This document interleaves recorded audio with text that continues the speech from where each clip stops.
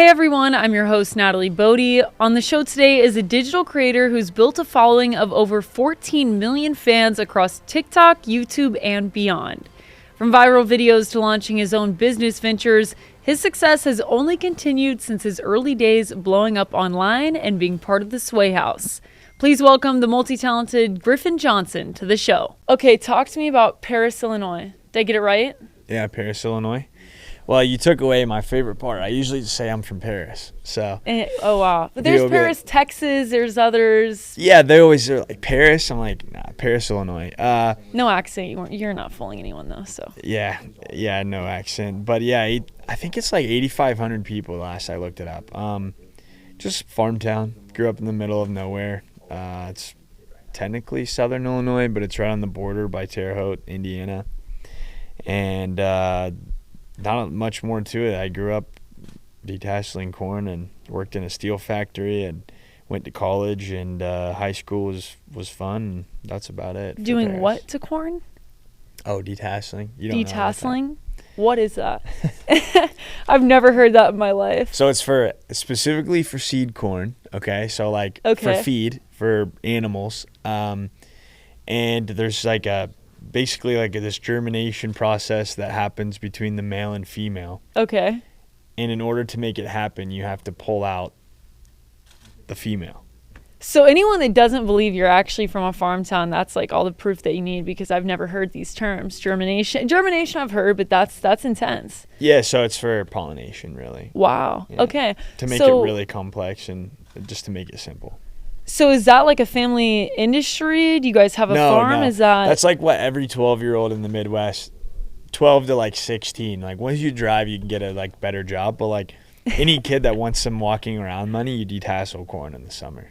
So when you decide to go to Indiana State, you start pursuing nursing, was that a decision based on, okay, I just want to make good money? Did you have a passion for it? What was your mindset about it at that point?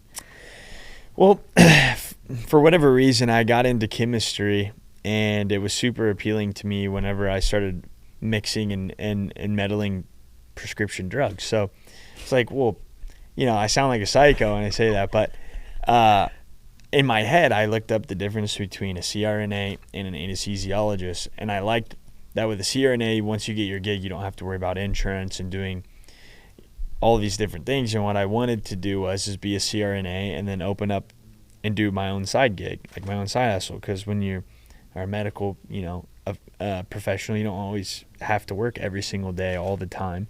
Come in, pick your spots, do your surgeries, you're out. So that was my goal. And nursing school was obviously the first step, and that guaranteed me a nice job. And that was my process. I was going to be a nurse, get a nice job. I could do travel nurse or whatever, and build up a little cash, go to, get my my master's for my CRNA and write it out. So I heard you say that you're a first-generation college student. Yeah. So when you went to college, was it something that was really celebrated in your family? Did you feel like you were doing something that hadn't been done before? Did you take a sense of pride in that? Yeah, I mean, well, my mom had actually, this was like whenever I was finishing high school, she had went to get her nursing degree. So this was like at the end of my stay with my parents. So I guess I can't say I was the first ever, but definitely coming out of high school, it was like a big deal. My whole family, I got an academic scholarship to Indiana State. That's why I went there.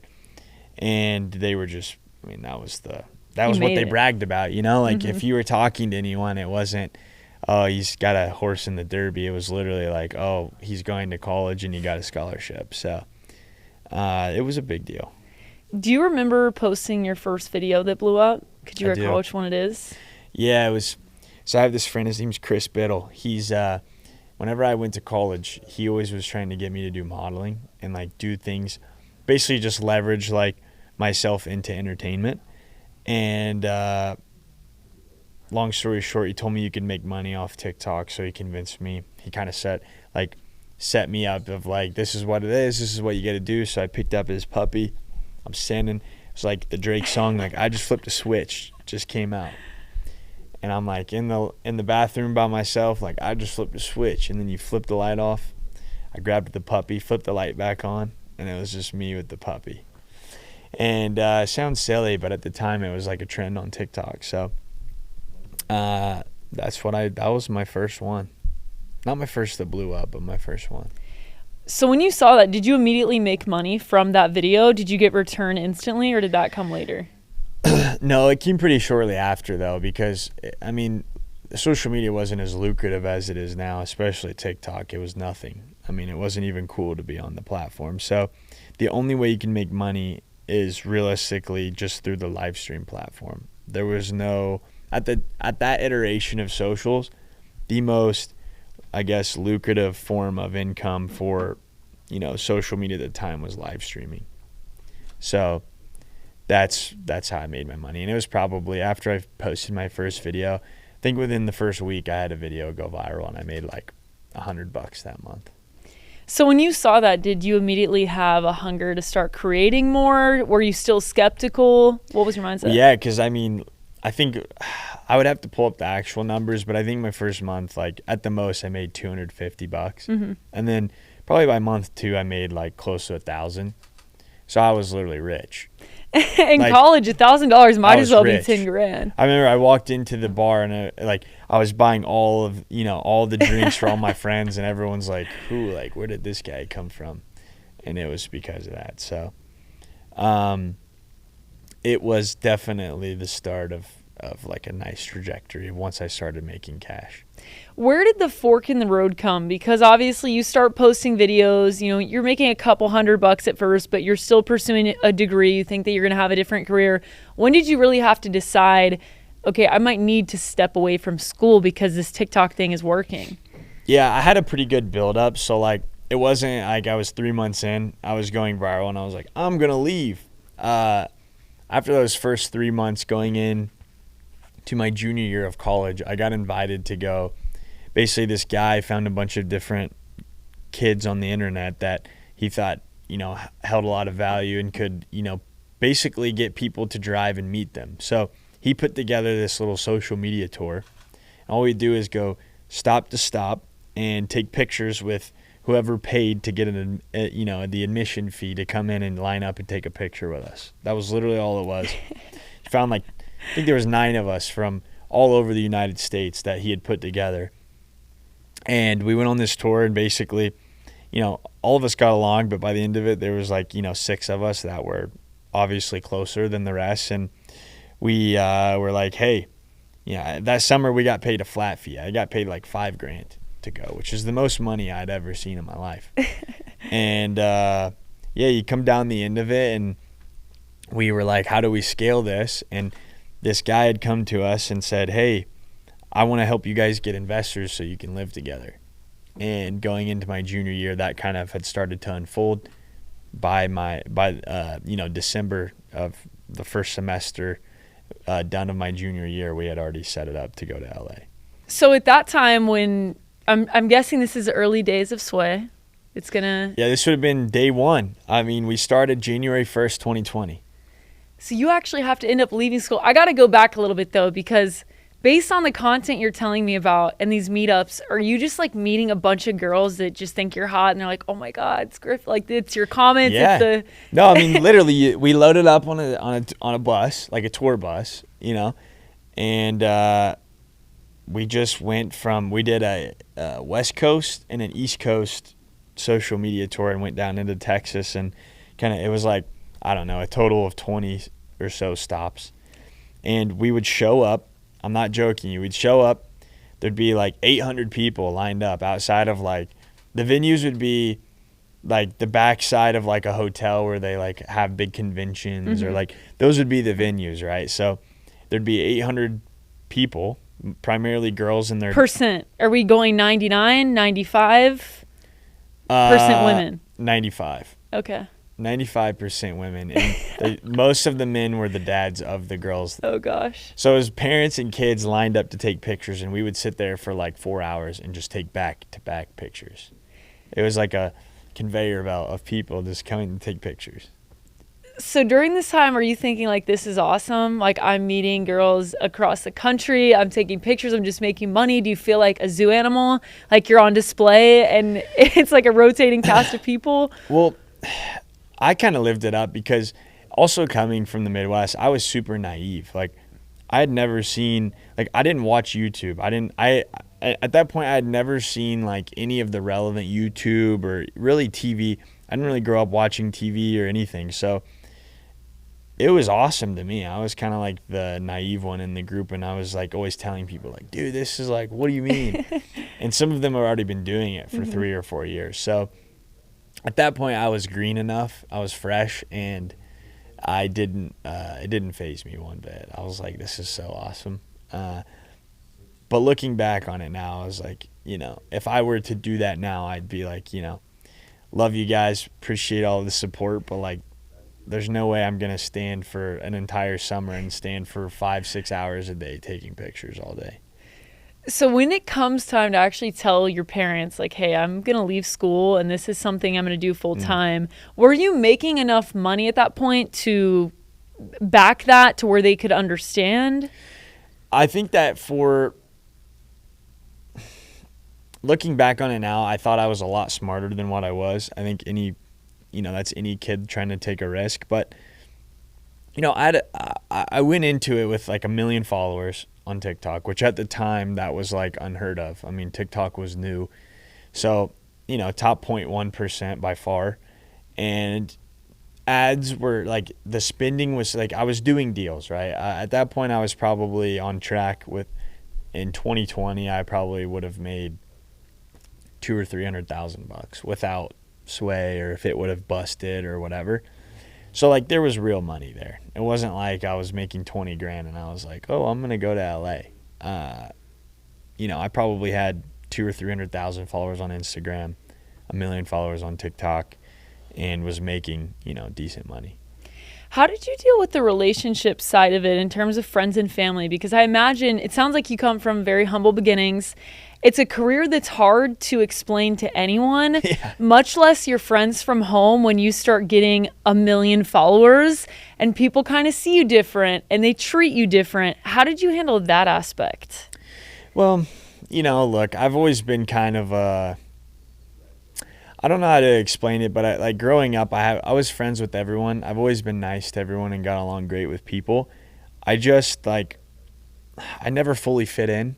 So even whenever I was going through, I never felt like I had a true friend growing up. Like I never really had someone that I went through everything with from day one to now. I've had good friends and people I grew up with, but never like that person. So I was cool with being alone. I had always been kind of like different and big idea. Like I was always a big idea kind of person. So I was used to it, but it was hard, everyone, especially at college, because at that point I was 19, I was pretty popular in school, and it was weird to see all the people just flat out make fun of me every day. I mean, that was definitely... Really? It was mainly negative. Oh, well, feedback. Yeah, TikTok wasn't cool, once again. I mean, you were looked down upon for having TikTok on your phone. I think I missed that part. I was in college. I graduated in 2021, but I don't remember TikTok ever being super lame. Yeah, that would have... 2020, 2019, 2020, it was like, oh, you're on TikTok? Maybe it was kind of seen as like a younger... Yeah, it was like for kids. Yeah, I could see that. So you were having a tough time with, like, obviously the feedback was mainly negative at that point. Yeah, also, like, back then, it wasn't prevalent in our generation like it is now. So, like, they were seeing the trends and they didn't get it. Like, there's a lot of trends on TikTok that are super cringe if you don't...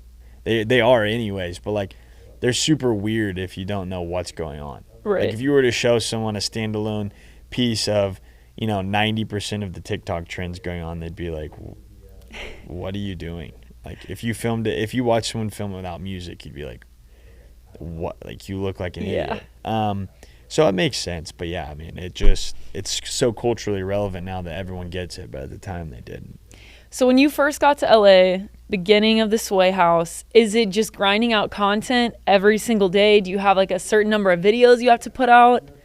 The beautiful thing about Sway is like we were honestly so naive in a way and just didn't have any goals or prerogatives really other than just getting more famous. So, that was it. So every day it was like engaging with others and feeding off of whatever relevant topics there were for the day. So like, if Bryce if Bryce and I, we went out the night before and he got drunk and we got in a fight, it wasn't like, yo, let's go solve this in the, go off by ourselves and solve it. Let's just open up the cameras and turn on an Instagram live and make fun of each other. So like that was like kind of the banter of it all. And like people thought that, it was only so successful because everyone was so transparent with everything we were going online. Like it wasn't fake or set up, or like a lot of people thought that we were like coming up with these amazing, thought out, constructed, drama schemes. And it wasn't. It was just, a group of college kids fighting it out online. I think it's really interesting that it was like a group of, it sounds like investors that came to you guys and were like, hey, we're going to get you a house. We're going to make this happen. What did they get from that? Did they just provide the house and get a cut of earnings? How did that work? Was it like a management group? Yeah, so, there was a few different ways. I mean, it definitely wasn't the most flushed out idea either. Like, you can't go into this thinking that, like, it was some well put together, group that was coming. It was just it was a YouTube kid that saw that being around us would make his content more relevant, A. He saw probably the fact that, TikTok was growing, and he had, got a piece of our management company, Talent X. So, he was reaping the benefits of providing all of these influencers a place to stay. And, between the business side of it, the management side of it, and him actually being able to, profit and grow off of our relevancy, I mean, it was a good deal for him. And on the other end of it is like, the reason it worked out so good is because a lot of kids that were coming to LA didn't have anywhere to go. And the house, he had the house that he gave us, and then his house personally, and between the two of them, we could house, 10 or 12 people. So we just became the stopping point for everyone coming in. So it worked out pretty good for him. Is there one party, one memory that you would like to relive if you could now? Something just stands out among all of them? You guys were always in that. There was so many headlines, the drama, and like you said, none of it was manufactured. Yeah. I mean, look, that's all. It's the only reason that's so hard for me to answer is because it's like, which one do I pick? It was so much fun. I mean, it was like the best. I mean, the stories that I have, they're not always the most appropriate for online, but they're just, nothing crazy. But at the end of the day, I would say probably the most wholesome interaction I've had was Madison Beer's birthday. It was the first big event I'd gone to in LA where I was accepted into the higher echelon of the media groups. And so anyways, this was like beginning. What is that, by the way? What's the higher echelon? Who's in that? It's like when you start getting invited to the, what are the top brand events, right? Like getting invited to Coachella with Revolve, or like, this year I did that, or like going with Celsius to the Panthers finals, like doing like those higher level, like engagement and brand engagements and interactions, like, or just being with the higher echelon of like, you go to Madison's party, and it's like, at the time it's like Tana Mojo and David Dobrik, and Corinna Kopf is there, and her boyfriend Jack, and like, you go through the list, there's athletes and crossover. It's not just TikTok people anymore. Like, you're going mainstream. Yeah, it's like mainstream people. It's like real, there's real people there. And anyways, I showed up with the boys. This is all of us. This is like the first month of Sway. I think her birthday's got to be like January or February. And it was just like that first moment for me where it was like, holy shit, like this is real. And not only that, but like we made absolute fools of ourselves. So, it's just such a good, like, wholesome interaction with everyone. I didn't know anyone. I got super drunk and passed out on a table. Like, one of the other guys was like there was like a red carpet out front, and one of them, drank too much and got sick on the side in front of everyone. And another one of the guys like pulled his pants down and took a pee on the sidewalk. And like, sounds like college. Yeah, it was just like stupid stuff where at the end of the day we were just innocent kids, and it was like the pinnacle for me of like, I don't know how to explain it. Everything after that was like, there's been some really cool moments, but that was like going to the Met Gala for me.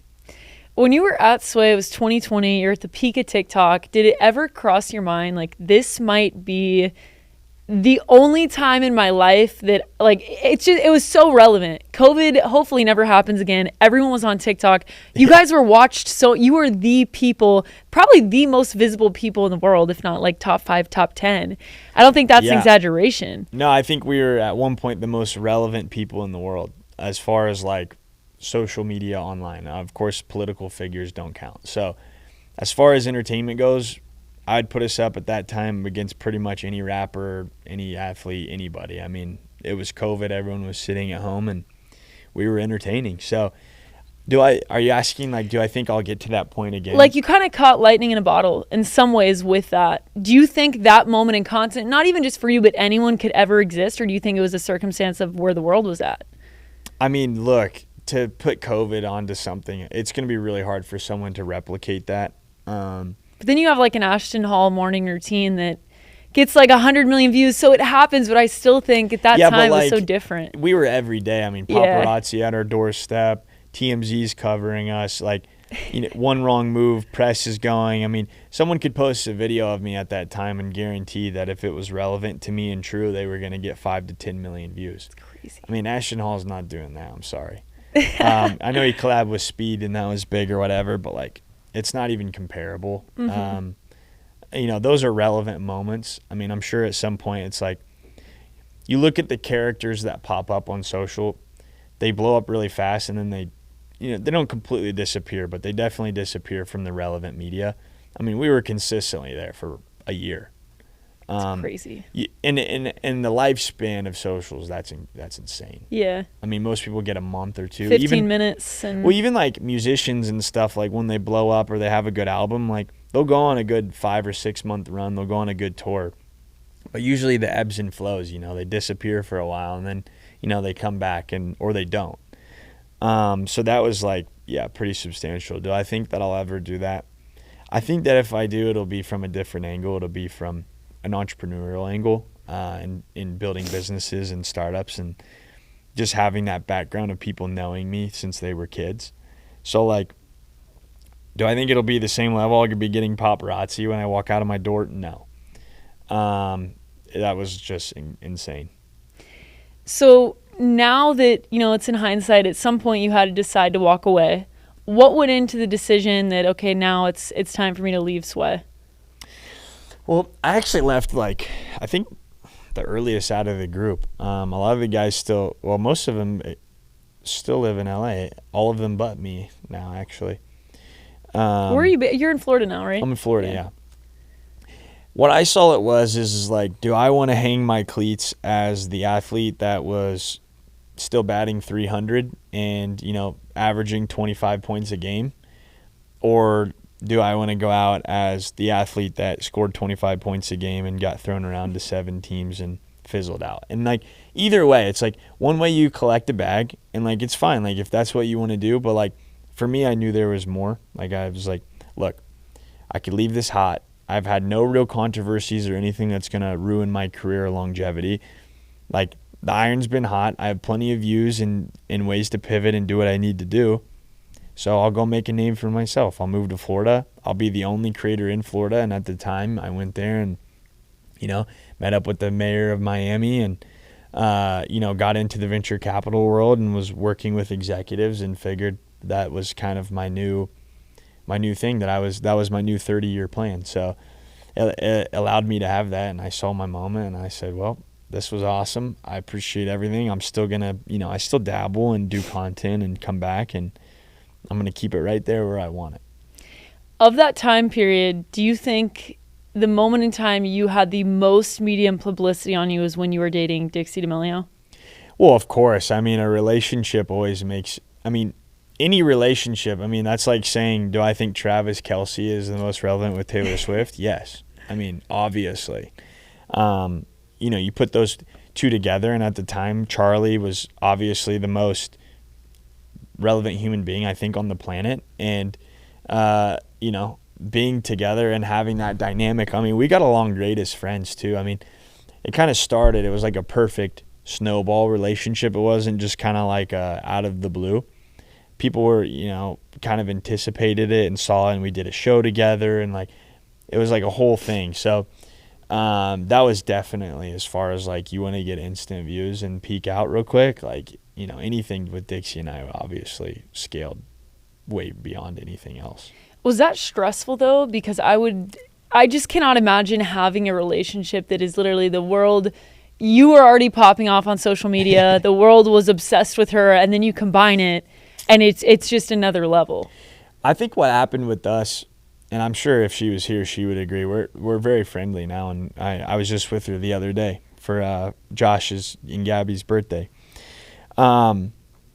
I think the worst thing that happened to us was with the amount of fame that she had gotten with her sister and kind of figuring out, like, because, you know, it wasn't her choice. She wasn't the one posting. Like, she was in the D'Amelio family, and obviously it happened. So, you know, she had to figure out what she wanted to do, and she had a whole new team and all these agents, and she had managers and people telling her, like, oh, this Sway kid's bad for you, or like, oh, you know, this is bad for your image, or, you know, on one side, of course, from a brand perspective, and then on the other side, her family's trying to figure out how they can be happy and how they're going to maneuver, and you throw a boyfriend on top of that, and I was a shithead and running around with Sway and always doing things wrong, and, you know, it was just a lot of pressure. I think when we first started, like, dating, when I first met her, she was, you know, just a girl from Connecticut. I'm a guy from the Midwest. In college, she rode bikes, and we liked to go surf and go to the beach or fish, or like we had very common interests. So as things progress, it just made things so hard on a relationship to 19, 18, you know, 20, 21, trying to figure out how to navigate that is just, it's ludicrous. Almost impossible. Yeah, it's ludicrous to even expect someone to be able to handle all of that pressure. Yeah, it's a lot for sure. And especially what you were talking about with Sway, getting different opinions. Is this negative? Is it positive? You know, things in the media like Bryce's birthday party, all this is happening. Yeah. Do you think that there's one misconception overall that stands out about Sway that you wish you could clear up? No, I think we came out exactly like every single person that came out of the group. I'm other than like the girlfriends and the you know, one guy dating another guy's girl and all that. I mean, now that we've kind of got past that, I mean, I can confidently say, far from perfect, we definitely have a lot of issues, but every single guy in the group, you know, I would vouch for, and, you know, they're all good people that, you know, go out of their way to take pictures with people, or they're kind of people that they meet and they shake hands and they don't act, you know, too good for anyone. Like, you would let all of them date your daughter? No. Okay, so there's a little bit of a line. Okay. Yeah, I would definitely, you know, like let them be a person in their life. I mean, but yeah, if I had a daughter right now, no way. But yeah, as far as all of that goes, I don't really think that there's anything I would change. The only thing I wish we would have done differently is had a little bit better mentorship and a little bit less people trying to feed off of us every single day. So to that point, do you think you maximize the amount of money you could earn in that span? No. Is that where one of your, like, when you look back on it, you're like, if we would have done this and this differently, I could have made so much more? Well, it's hard because it's COVID, so a lot of people were struggling while we were thriving. So that made it one layer. Another thing is we just weren't calculated, but at the same time, social media wasn't what it is now. Like, we've created the blueprint that any new creator you see come on is taking our blueprint in one way or another, whether they know it or not. We've created, I mean, I used to spend, all of our time was spent with our managers and us educating brands why they should spend money with TikTok. Like, we were the people doing that. I don't care what anybody says. We created that blueprint, and I'm happy to say that. I mean, we walked so a lot of people could run.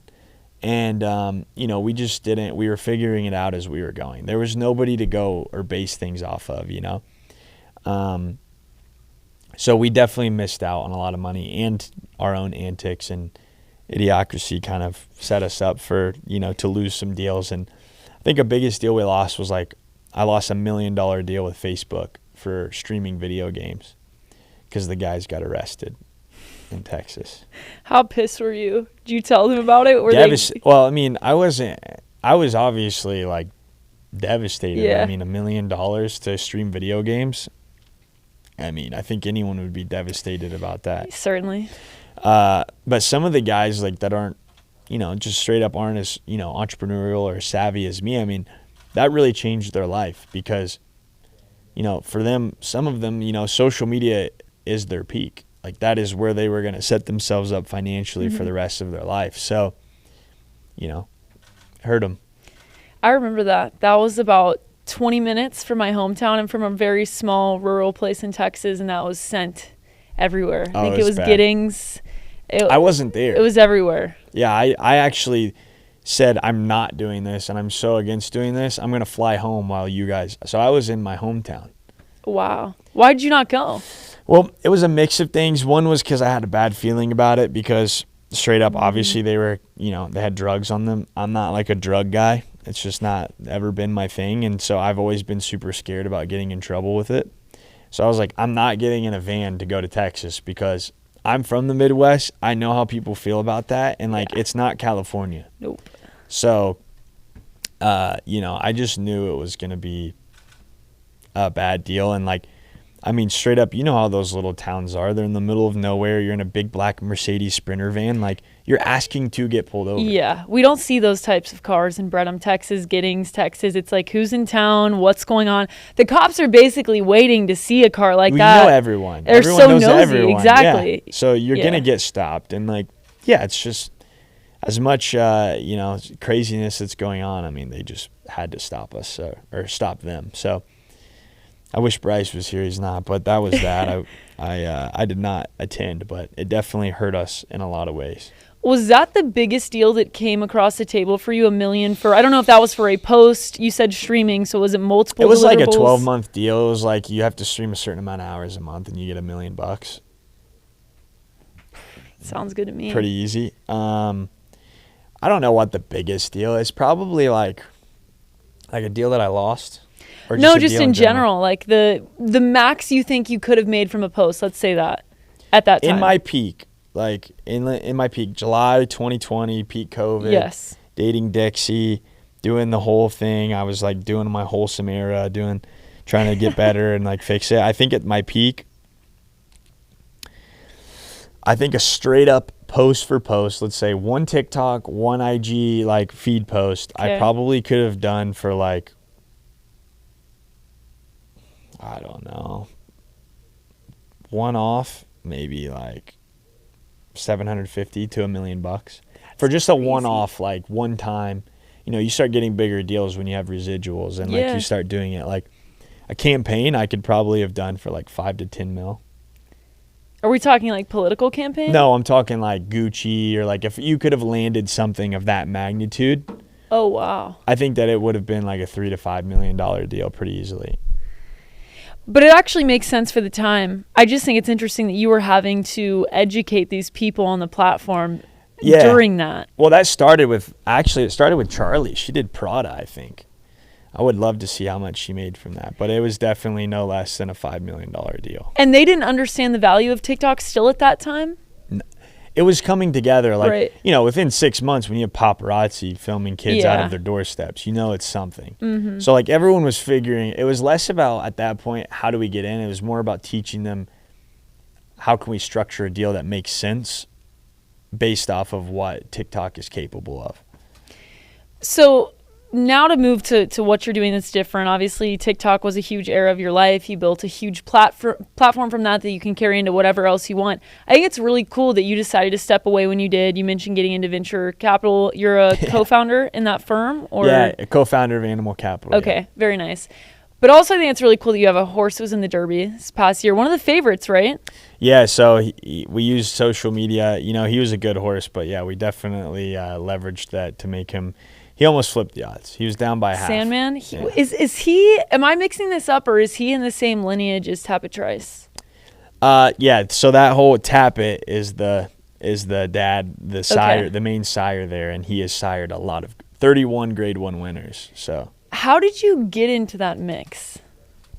Well, that's another thing. So I started with, social media. Social media allowed me to do the venture capital fund, and through the venture capital fund, Marshall Sandman, he's the guy that does all the day-to-day and for Animal Capital. He runs it and does a magnificent job. And he had a friend that was into horses, obviously, through VC. A lot of those people have a lot of capital to put in places. It's different level. You want to talk about different level? Yeah, hundreds of millions different or billions. Level. That's the kind of families we're talking. And they have these horses. And they're like, hey, we have this horse. We think he's going to be really special. Would love for you to market, and they're trying to get horse racing into Gen Z. So that was the initiative. Obviously, they're like, who do we know that's crazy enough and country enough, but also has enough relevancy to spearhead this and make it impactful? So that's where Sandman came from. And I saw this big, beautiful gray horse and thought in my head, like, horse racing is something that I obviously can't afford now, but it's something I want to learn about. So that's how I started. Did you have an interest in like the Derby? Are you a gambler at all? Like, no, what was your knowledge before? Terrible gambler. Like, even, well, most are. But yeah. Did you like it? Or no, I hate losing. Okay. So why would I set myself up to lose?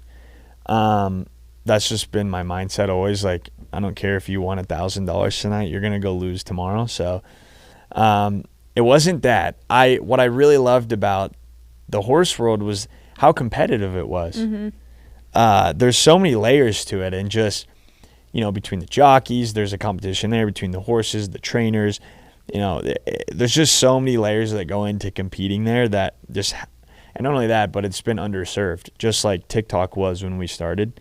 And I've just found that my passion is finding things that are traditionally, they work, but they just need revamped.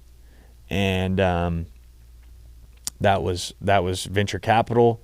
Now, for me, it was horse racing, and it's just figuring out those things of like, how can I leverage what I know, social media and Gen Z, to build something in a space that has legs but isn't really doing a good job of getting them. So that was my whole mindset of getting into this space. And obviously the Derby is a lot of fun, and that's my biggest leverage to get people to come watch.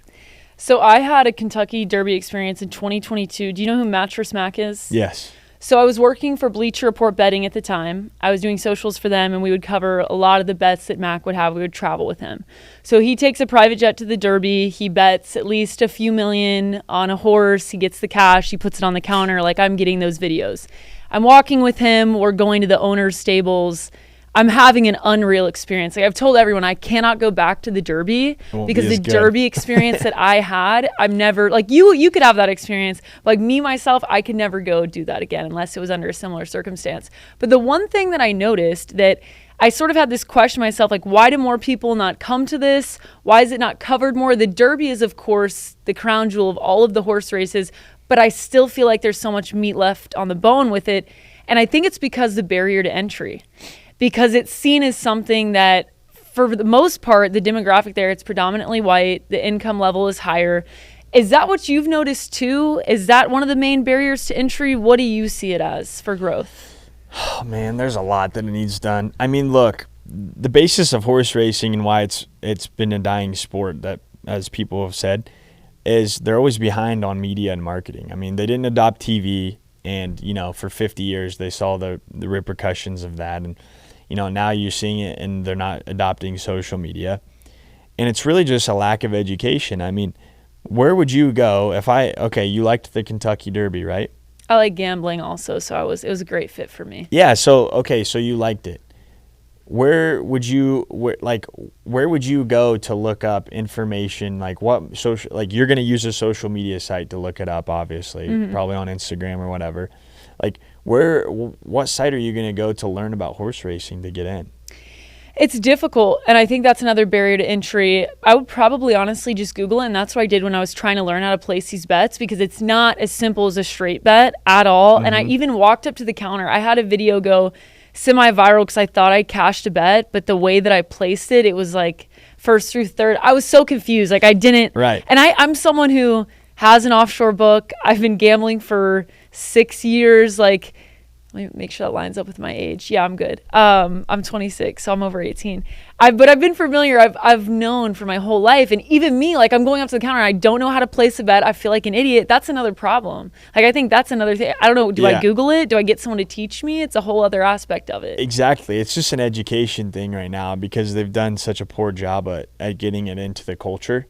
Like, you don't know a single horse. Like, this year, the only reason that, most of Gen Z was watching is because they saw Sandman on my page. They obviously know me. Whether they follow me or they don't like me or they do, they saw it. And for once, they're like, I actually know a horse and a person that's in horse racing. It was like the first time, because you get a lot of celebrities that come, and it's great. Like, we need that. But they show up once, they show up to the big day, they do their posts, and then you never see them again until next year. So, yeah, that was the biggest thing is like a little bit of familiarity, a little bit of education as far as like understanding who's in or what's there to offer. And, you can't just expect people to show up to something they know nothing about. And that's kind of the problem you're facing. It's like I see that with a lot of these legacy industries. They think that they can just carry themselves off of their ancestry or previous, legends and people in the sport. And it just, nobody cares. Like, that it just is what it is. I think it's a lot more characters. There needs to be a lot more characters in horse racing, more content from jockeys, build up the storyline, because for the most part, the Derby, the favorites, you start hearing about it a week or two in advance, but to get people to follow all year, because it's not these horses' first race at the Derby, you could follow that. I think that's an element that if we got more content, that would be great. And obviously, you're one of the first examples of what that can do for a specific horse.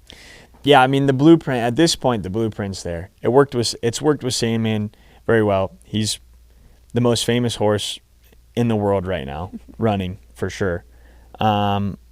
And it's just point blank period due to socials, and it kind of just, gave everyone an idea. So now it's like, how do you take that and how do you scale and leverage that? So that's part two, which is obviously part of it is having conversations like this and, expanding that out. But Gen Z's tough. You got to show them that you really care, and you got to put in a lot of time, and the heart has to be there from everyone involved. So that's the second step of this. But I think that I say this publicly. I think that in 10 years, horse racing will be one of the most watched sports in America. So now what's next with Sandman? He can't race the Derby again, right? Yeah, so he can't run in the Derby. So 3-year-olds only can run in the Kentucky Derby. Yeah. But there's still plenty of big races. They're just marketed poorly. There's bigger races than the Kentucky Derby. People just don't know it if they're not in the horse world. So, once again, one of the I said earlier, the Breeders' Cup is one of the biggest. Yeah, that one's huge. In the world. That's going to be in Del Mar this year. For 4-year-olds, 3-year-olds, 5-year-olds, like you can run in that whenever however. There's the Dubai World Cup, which is $20 million. You have the Royal Ascot in the UK. Never heard of these. You're starting to venture into the ones that I'm not familiar with. Yeah, but like the gist of it is there's plenty of money and big purses and big prizes and huge days. Like Sandman won the Arkansas Derby. There was 65,000 people there. That's crazy. I didn't realize that. It's huge. And globally, I'm assuming, even though I might not know about like the race in Dubai, it's huge there, I'm assuming. Yeah, look, he won $1.5 million in Hot Springs, Arkansas with 65,000 people watching, and no one knows about it. Yeah. That's awesome. How do you win at that high of a level in one day? That's a 2-minute race. He made, he won $1.5 million in a race, a grade 1 race. That's the highest echelon of horse racing, and no one knows about it. I think there needs to be a Netflix show. You need to make a pitch called Making the Cut, and it's about the Derby, and it's all the horses that are in contention that are 3 years old, and you follow them, follow the trainers, and then we see who actually makes it. Well, they did try to do that, but the problem is so they did. I want to watch it. They did a race for the crown. Okay. On Netflix, it should still be there. This whole concept probably exists, and I've just never seen it. No, they just tried to do something like that. The problem is like they do these shows, and everyone thinks that we want to get flexed on by like these billionaires that have all this money, and like they tried to make it like a reality show, where it was like the flashiest billionaire, and they pick the guys like. If you go to a horse race, it's class. It's pure class. Yeah. Like the people that aren't like, there's people that just go to get drunk and have fun. Cool. But the big players that you really see, it's all class. It's a display of wealth. It's like a display of wealth, and it's something to be proud of. If you own a horse, or you can afford to go to it, go there and like have a piece, or, just. It should be something you work towards in life. Like it shouldn't be something that anyone can just go and do, right? It's like the experience and the thrill of it is like, I earned this and I'm here. And anyways, in the shows, they always just go to pick the flashiest guy, and like picked a guy that wears like a purple suit and walks around with a bunch of people, and it's like a character you want, but it's not a character you show off. Does that make sense? And I think also an issue is a lot of these billionaires could care less about any type of publicity. They really just want privacy. And I'm sure that's a component of it too, right? It's hard, right? Because the biggest players and the ones that you want, A, not all of them want to be on camera, and B, they're just a little boring. Mm-hmm. So like you said, you got to reflect it back to how do you show off the horses? How do you show off the jockeys? How do you show off the trainers? And all the hot walkers and the grooms and everyone behind in the stable too that makes it happen. Like, create these ecosystems where you're creating teams between, my trainer, Mark Cassie, one of the best in the world, 2-time Hall of Famer. Like, you still don't know, like, you don't know who he is in Gen Z, and like you should. This guy is an absolute legend, but there's no team aspect, right? Like, there's no like Team Cassie versus the most winning trainer for the Derby, Bob Baffert. Like, they should be going head to head. 2-time Hall of Famer versus the most winning trainer at Churchill Downs for the Kentucky Derby. Like, there needs to be banter. There needs to be like something there. You're onto something. See, this is the pitch that you got to make. Yeah, I mean, look, I have these ideas. You can't be the only one, though. Yeah, well, the problem with you just got to chip away slowly. It's a very slow process. And maybe it's what we've already discussed, but I'll get you out of here with this. What are you most excited about in terms of projects you have going on that you're working on right now?